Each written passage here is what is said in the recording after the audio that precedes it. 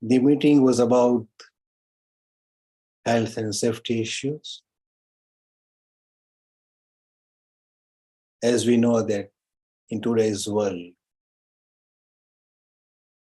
all the meetings are actually centered about health and safety issues. And that issue was raised because of the climate change and global warming.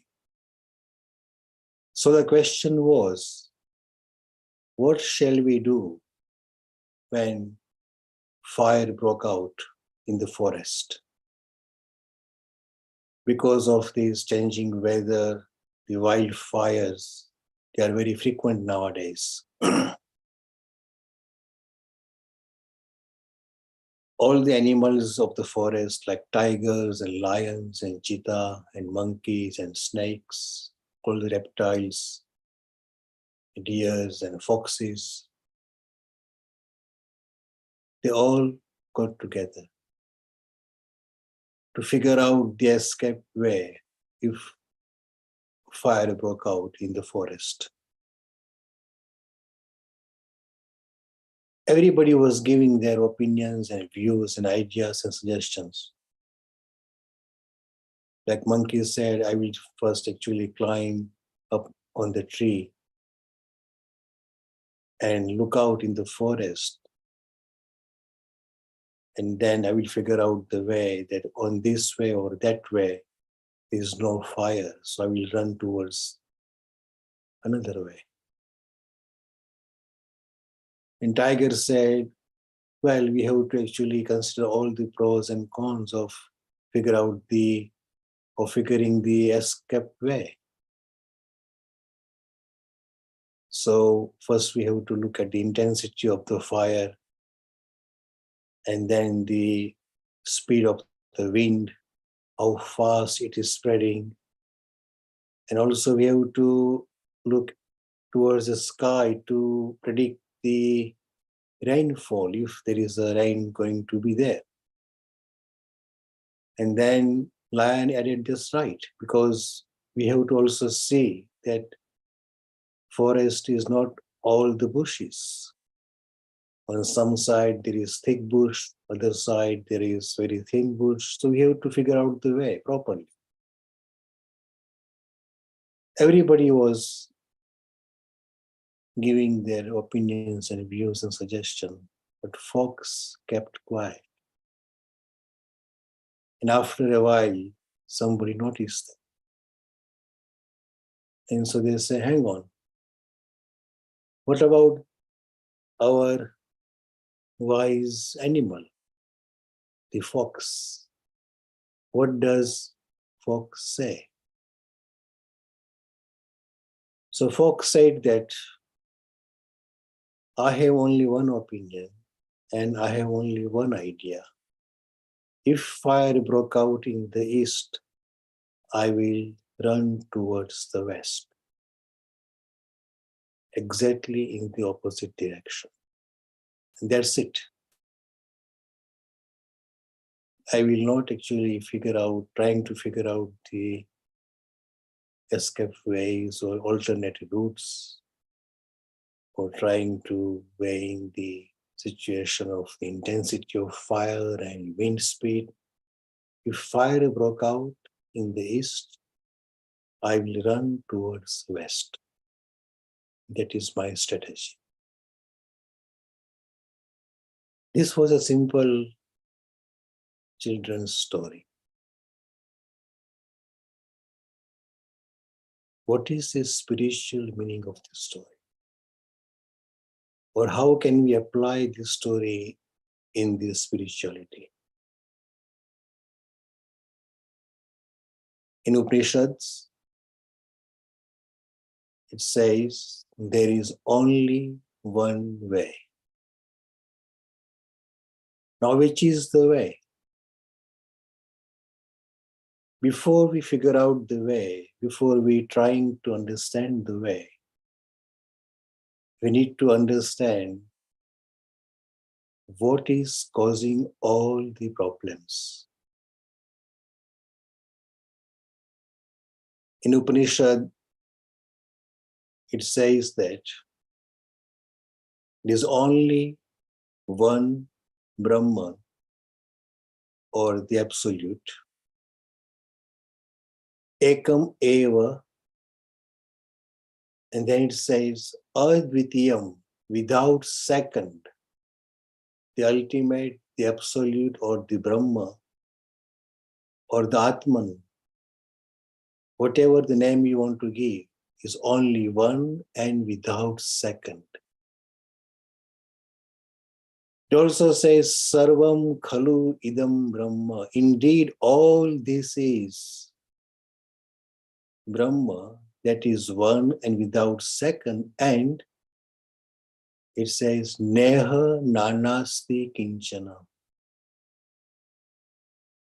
There is no variety.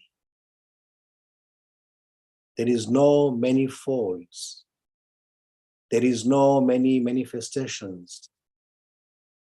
It's only one and without second.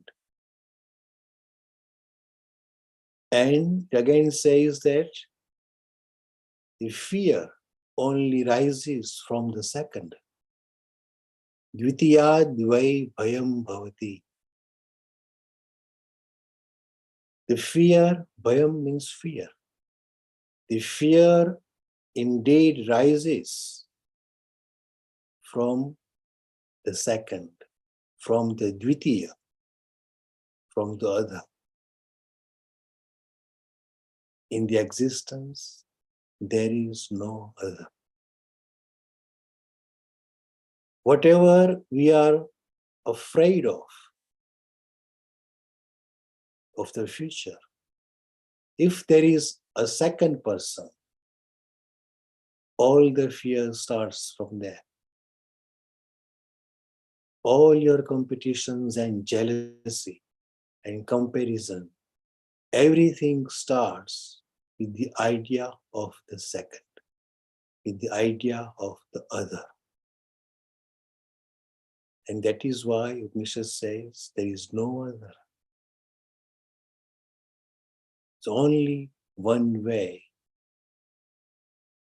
to realize, is the only way, that there is no other. You are that. I am that. All this is that. And that means the Absolute, the Brahman, the Atman, whatever name you want to give to this existence. Now think about this oneness, this non-duality. All our problems. Why are we running around? We want to figure out the way. If someone says, by doing this, you will be realized, we will start doing that. And after a while, after doing that particular endeavor or sadhana, you realize that it is not working. So we try to again figure out the way. We try to read some books. We try to actually listen to so many discourses from so many different people, of all sort of people with all sort of different ideas. And then after a while, we realize that no, it is not working. All this running around is for the simple reason that we do not know the way, or we know the way of the oneness, of becoming silent, not stopping the noises. There is difference between to stop noises and to become silent. When you try to stop noises, it means that you are doing something, you are restricting something. You have to put some effort to stop noises. You have to divert your mind. You have to close windows and doors, and there is effort. But to become silent, there is no effort. You don't have to do anything to become silent. You just be silent. That's it. And how does one become silent? Just by focusing on a singular point. And here, focusing on our breaths. Nothing more. And that is the only way. But still, we go round and round. And again, we come back to the same, back to square one. Thinking that after a while, after so many years and so many months and so many endeavors, we are still there. Jealousy is there, greed is there, the noises in our head, we are there. There is no peace. There is no bliss. There is no steadiness. And why is that? Because even though we know about oneness, we do not practice it. In Upanishad, in Kat Upanishad is all about going beyond the death. I will be talking tomorrow, maybe the day after tomorrow, on the Faridabad channel in Hindi about this death. In Kat Upanishad, while talking about death, there's a very interesting mantra in the last chapter. It says, what is the way? This Atma or this Brahma or the Absolute cannot be attained by the mind and the speech and senses, and cannot be attained by discourses and the extreme intelligence, or cannot be even attained by reading so many books or scriptures, reciting them. Only that person realizes the ultimate, who believes and practices that is asti iti. Asti iti, asti means is. That is. Period. Nothing more. The person who believes and practices that all this is nothing but the ultimate, nothing but the absolute, nothing but the Brahma, nothing but God. There's only one. There is no duality. There is no varieties. There is no manifold manifestations. There's only one. All this is Brahma that is appearing as many, as all these varieties. But end of the day, it is the only one. It is everywhere. It is. Period. That person and only that person will experience the realization. And also says, there are two types of realization, which is today's topic. One who believes and who practices that it is. All this is nothing but the Brahma. That person goes into silence and realizes the reality of oneness.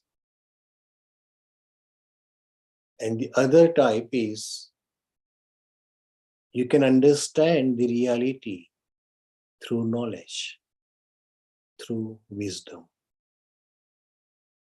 through logic, through intelligence, through the knowledge of that ultimate absolute. There are some people who know everything about everything, who know about the absolute. There is only one. There is no variety. All this is what we see, what we actually experience through our senses, through our limited senses, is not the reality. The agnostic people who says that this is not Brahma. Neti, neti, no iti, no iti, not like this, not like this. Is the absolute is like this? No, the absolute, the Brahma is not like this. We know that much. It's beyond that, it's beyond that, it's beyond that. But then have you experienced the ultimate? No.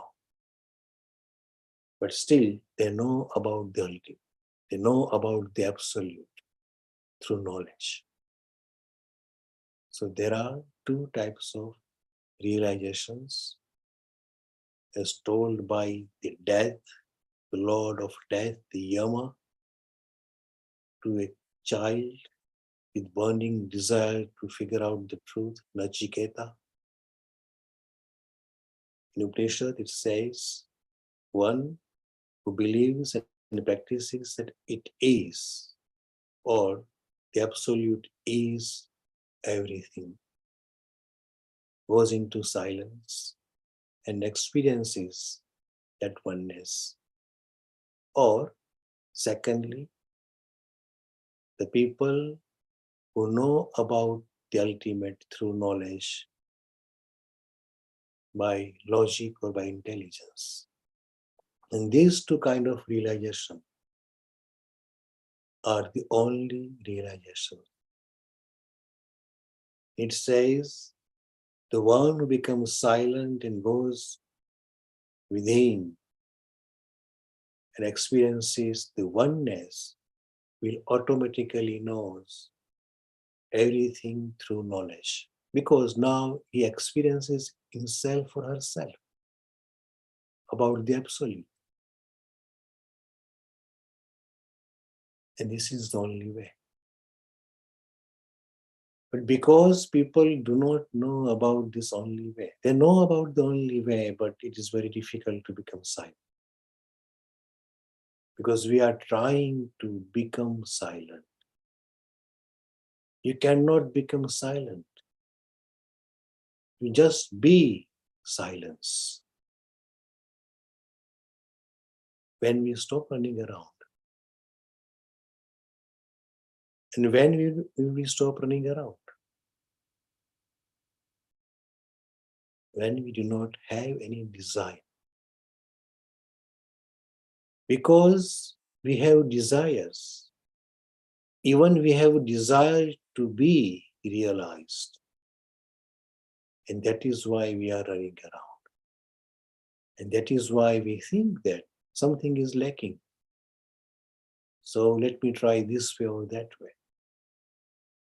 But when all desires, including the desire of liberation, including the desire of realization, when all desires they are extinguished and they go away, then one becomes automatically silent. And in that silence lies the ultimate. In that silence, one realizes the absolute, which is one self, himself or herself. You are the absolute. I am the absolute. Everything is the absolute, and there is nothing but the absolute. And this is the only way. If you try to figure out the only way, it simply means go to the opposite direction. What we see is variety. What we see is manifold manifestation. And that is why there are desires. Go to the opposite. If fire broke out in the west, go to the east. All the problems are because of the dualities. Go towards the opposite, which is non-duality, which is yourself. And to realize that, we have two ways. We can realize it through the knowledge, or we can realize it through the silence. Thank you very much. And you can unmute yourself and also add your views and ideas. Thank you very much.